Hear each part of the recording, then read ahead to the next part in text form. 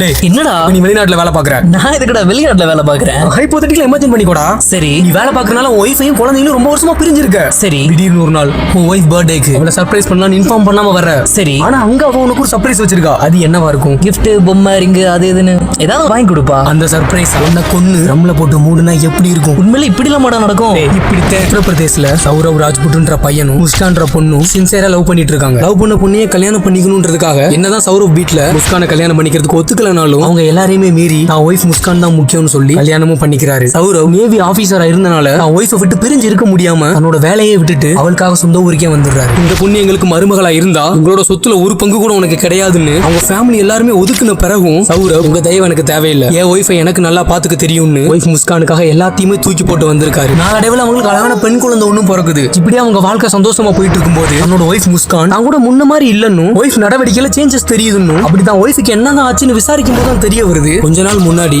சௌரவ் அவர் wife முஸ்கான அவங்களோட பழைய school WhatsApp குரூப்ல ஜாயின் பண்ணிருக்காரு. அதே குரூப்ல இருந்த 2 வயசு ஜூனியரான சாஹில் சுக்லான்ற பையன் கூட ஒய்ஃப் முஸ்கான் பேசி பழக தொடங்கி அது அஃபேர் வரைக்கும் போயிருக்கிறது தெரிய வருது. இதை சொல்லி நிறைய சண்டை போட்டும் எவ்வளவுதான் சொல்லி புரிய வைக்க பார்த்தோம் தான் ஒய்ஃப் முஸ்கான் கேட்கவே இல்ல. சரி நம்ம டிவோர்ஸ் பண்ணிக்கலாம்னு சொல்லி டிவோர்ஸ் அப்ளை பண்றாங்க. ஆனா நம்மளோட தப்புக்காக குழந்தையோட வாழ்க்கை பாதிச்சிருமேன்னு யோசிச்ச சௌரப் தான் ஒய்ஃப் கிட்ட திரும்பவும் பேசி பாக்குறாரு. அதுக்கப்புறம் முஸ்கானும் நான் இதுக்கப்புறம் இந்த மாதிரி தப்பெல்லாம் பண்ண மாட்டேன், நம்ம குழந்தைய நல்லா பாத்துக்கலாம்னு ஓகேவும் சொல்லிடுறாங்க. சரி இதே ஊர்ல வருமானம் இல்லாம நம்ம குழந்தைய கஷ்டப்படும் நம்மளும் கஷ்டப்படுவோம்னு சௌரப் திரும்பவும் லண்டனுக்கு வேலைக்கு போறாரு. தான் ஹஸ்பண்ட் வீட்ல இல்லாத சான்ஸை பயன்படுத்திக்கிட்ட முஸ்கான் திரும்பவும் சாஹில் சுக்லாவோட க்ளோஸா பழக ஆரம்பிக்கிறாங்க. எந்த அளவு க்ளோஸ் ஆனா 2 பேரும் சேர்ந்து 24 ஹவர்ஸ் ஓவர் டோஸ்ல ட்ரக்ஸ் எடுக்க ஆரம்பிக்கிறாங்க. வெளிநாட்டுல இருந்து தான் கணவர் கால் பண்ணும்போது ஒழுங்கா ரெஸ்பான்ஸ் பண்ணாதனால தான் கணவர் விசாரிக்கும் போது முஸ்கான் இந்த மாதிரி ட்ரக்ஸ் எடுக்கிற விஷயம் தெரிய வந்து சௌரப்பும் இது எனக்கு பிடிக்கல, குழந்தையோட எதிர்காலம் என்ன ஆகுதுன்னு சொல்லி நிறைய தடவை வான் பண்ணிருக்காரு. இத போன்ல பேசினா சரியா வராது, நேர்ல போய் தான் பேசணும்ன்றதுக்காகவும் அதே சமயம் தன்னோட குழந்தைக்கும் மனைவிக்கும் வரப்போற பிறநாளுக்கு சர்ப்ரைஸா இருக்குன்றதுக்காகவும் நான் கிளம்பி இந்தியா வரேன்னு தான் ஒய்ஃப் முஸ்கான் கிட்ட சொல்றாரு. அதை கேட்ட முஸ்கானும் தாராளமா வாங்கன்னு சந்தோஷமா சொல்லிடுறான். ஒய்ஃப் முஸ்கான் தான் கணவர் உயிரோட இருக்கிற வரைக்கும் நம்மளால நிம்மதியா போதை பொருள் எடுக்க முடியாது, நமக்கு பிடிச்சவங்களோட அஃபேர்ல இருக்க முடியாது, உயிரோட வர்ற கணவர் சௌரவ் திரும்ப உயிரோட போகவே கூடாதுன்னு முடிவே பண்ணிடுறான். இதை தனியா தான் மட்டும் பண்ண முடியாதுன்றதுக்காக தன்னோட லவ்வர் சாஹில் சுக்லாவை சேர்த்துக்கிறான். 3 மாசத்துக்கு முன்னாடியே பிளான் போட ஆரம்பிச்ச ஒய்ஃப் முஸ்கான்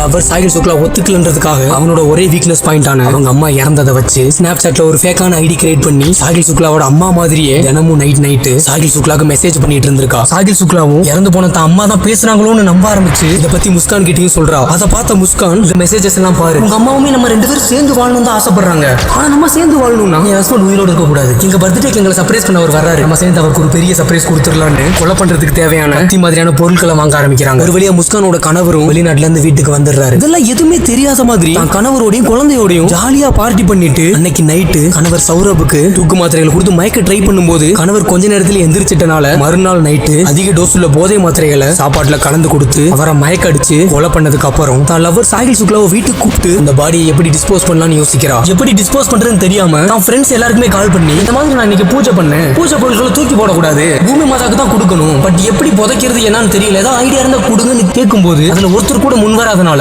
அவங்க 2 பேரும் சேர்ந்து ஒரு முடிவு எடுக்கிறாங்க. இந்த பாடியை துண்டு துண்டா வெட்டி சிமெண்ட் கூட கலந்து ஒரு ட்ரம்ல அடைச்சிட்டோம்னா யாருக்குமே சந்தேகம் வராது அப்படின்னு அடைச்சதுக்கு அப்புறம் ஹஸ்பண்ட கொலை பண்ணிருக்கோன்ற கில்ட் கூட இல்லாம தான் கள்ள காதலனோட மறுநாளே ஹில் ஸ்டேஷனுக்கு ட்ரிப் போயிருக்கா. போகும்போது கணவர் சௌரவ் போனையும் எடுத்துட்டு போயிருக்கா. என்னதான் சௌரவ் வீட்ல இருந்து கால் பண்ணாலும் அதெல்லாம் இக்னோர் பண்ணிட்டு வெறும் மெசேஜஸ்ல மட்டும் ரிப்ளை பண்ணிட்டு வந்திருக்கா. இன்னும் 1 மாசமாயும் தான் பையன் வீட்டுக்கு வரலன்னு அவங்க வீட்டுல பதறிட்டு இருக்கும்போது அதே டைம் முஸ்கானும் ட்ரிப் முடிச்சு வீட்டுக்கு வர்றா. ஆனா இவ வீட்டுக்கு வர்றதுக்கு முன்னாடியே இவங்க அம்மா வீட்டுல விட்டுட்டு போன அந்த குழந்தை பாக்குற எல்லார்கிட்டயுமே அப்பா ட்ரம்முக்குள்ள இருக்கான்னு சொல்லி இது கேட்கறவங்களுக்கு ஸ்ட்ரேஞ்சா ஃபீல் ஆகி போலீஸ்ல கம்ப்ளைண்ட் பண்றாங்க. அவங்கள வந்து அந்த ட்ரம்மை டிஸ்போஸ் பண்ணி பார்த்தா அந்த குழந்தை சொன்ன மாதிரியே சௌரவோட வெட்டப்பட்ட உடல் பாகங்கள் சிமெண்டோட ஒட்டி போய் அந்த ட்ரம்ல இருந்து இதை விசாரிச்சு கண்டுபிடிச்ச போலீஸ் இன்னைக்கு முஸ்கானையும் சாஹில் சுக்லாவையும் அரெஸ்ட் பண்ணிட்டாங்க. தான் வாழ்க்கையில தான் குடும்பம் வேணாம், தான் சொத்து வேணாம், எனக்கு யாருமே வேணான்னு காதலிச்ச பொண்ணு மட்டுமே போதும்னு எல்லாத்தையும் விட்டுட்டு மனைவியை மட்டுமே நம்பி போன சௌரவ் ராஜ்புட்டுக்கு கிடைச்ச பரிசு அவர் அதிகமா விரும்பின அவங்க மனைவி கையாலேயே கிடைச்ச மரணம் மட்டும்தான். அப்படியே மச்சான், அப்ப யாருக்கு சிறப்பா ஒரு சர்ப்ரைஸ் பண்ணிடலாம்டா.